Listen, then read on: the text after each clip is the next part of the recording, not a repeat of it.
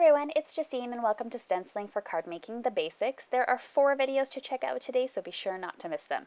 Today we're going to be taking a look at stenciling brushes instead of the blending tool to use on intricate stencils. And I created this really pretty wedding card using that. Now, to get started, and before we get started, I just wanted to mention that this is a free class. There's free downloads available on my blog, supply lists, and PDF files to download. I'm going to do my free class actually monthly is the plan, as long as there's enough engagement and people involved in the classes so that I'm not just doing it for nothing. So I would really appreciate if you would click on the share button. So you have to be logged into YouTube and share this video. It's located right next to the thumbs up, thumbs down button over on the left of that. And just share it over on Facebook or with your crafty friends or whatever. It would be absolutely amazing if you could. So these are the actual Clarity brushes, and they're really great for stenciling, I find, with intricate stencils. They're available at So Susie Stamps for pre-order. She's getting some more in on Wednesday, and she just ordered another batch of them, so they should be available to you quite shortly, and she's making sure that they're in stock for you. I'm going to be using Shaded Lilac from Distress Inks, and I'm actually going to do a comparison after I'm finished using the brushes to a blending tool versus these brushes. So what you need to do is just get a lot of ink. I kind of go back and forth on the pad, and then I'm going to go over and actually grab my craft mat before I get started here. I was going to plan on getting started without my craft mat, but you kind of want to just put a couple swipes onto a craft mat, because if there's a lot of ink on it, you don't want it to be really dark at first and then go really light. So I'm just kind of going over the stencil. I'm holding it down. This is a really intricate die, so I have my tape holding it down, and I'm keeping some of it steady with my hand as well.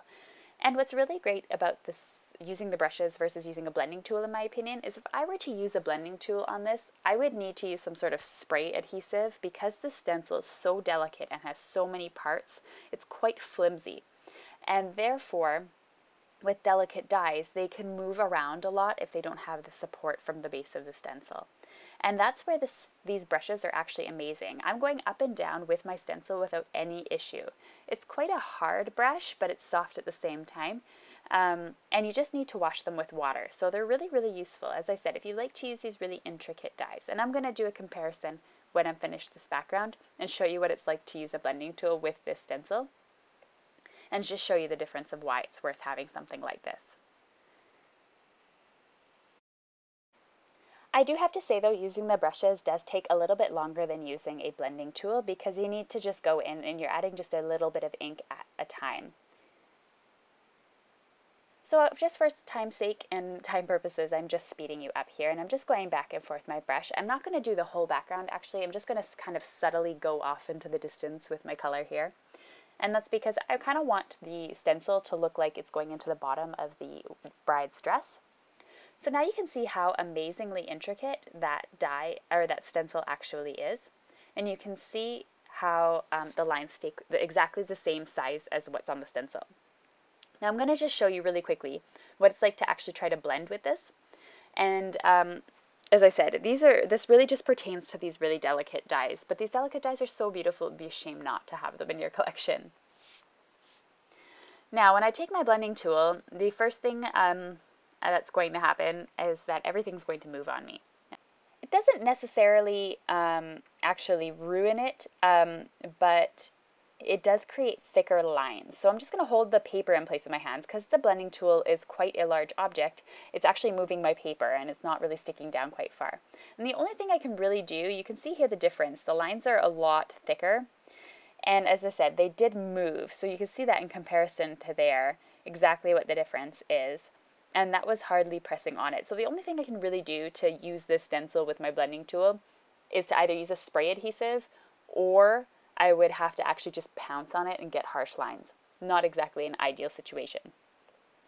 Using my mini Misty here, you can kind of see it in action. It's brand new. I'm going to be using this adorable, absolutely gorgeous and stunning stamp from The Ton. And I fell in love with this stamp after seeing all the DT works with it. And I can't wait to just actually try it out without stenciling, but just actually on its own. And I'll be making a video probably in the near future using this. But I thought it would be quite elegant using with this elegant stencil background as well.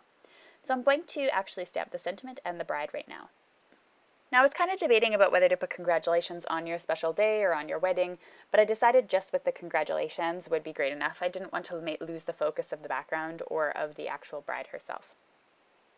So I'm just going to ink her up using some VersaFine ink. As I mentioned, it's my favorite ink because it's really, really detailed and crisp.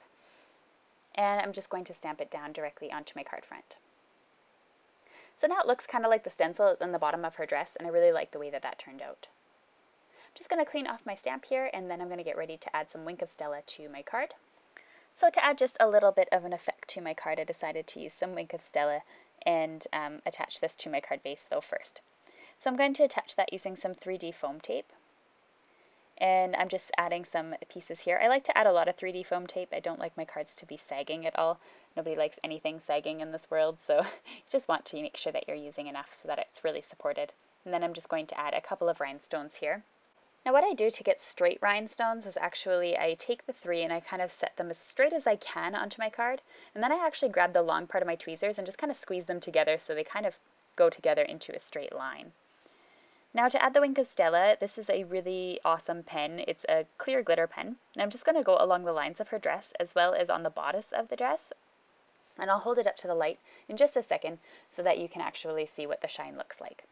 It just creates a little extra something onto the card and really brings out the bling of the rhinestones. So I'm just going to hold it up and sort of turn it in the light so you can hopefully see the glitter on there and what that does to the card. I hope you enjoyed today's tutorial on the actual stencil brushes. I'll have more videos, I promise, in the future featuring those brushes for sure. There are better pictures over on my blog, as well as all the supplies and the links to the stores over on my blog. To access my blog, you can click up at the top where it says click here to view my blog. Over on the right, you can click on the subscribe button to subscribe to my channel. Or you can click on the moving video there to check out the tone on tone stenciling if you missed that today. Thanks so much everyone, and I'll see you tomorrow for day 2 of the actual card making.